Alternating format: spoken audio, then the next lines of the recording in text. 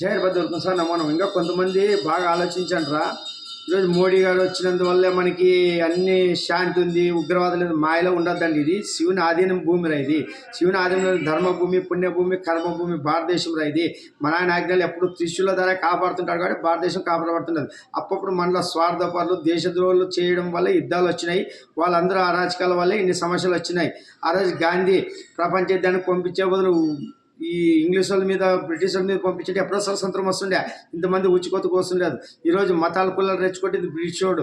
వీళ్ళందరికీ తెలుసు అనమాట. మనకి బాగా సెంటిమెంట్ రాచి కులాలు మతాలు రెచ్చుకొట్టి చేసినారు. మొఘలు ఎక్కడి నుంచి వచ్చినారా? మనమేమో మొఘలులా సనాతన ధర్మంలో ఉండేవాళ్ళు. మనం ఈ మొఘలు పాలించి వచ్చి చాలామంది హిందువుల్ని బలవంతంగా మార్చి మొఘలను సృష్టించినారు, ముస్లిం సోదరులను సృష్టించినారు, క్రైస్తవుల్ని బ్రిటిష్ వాడు సృష్టించినాడు.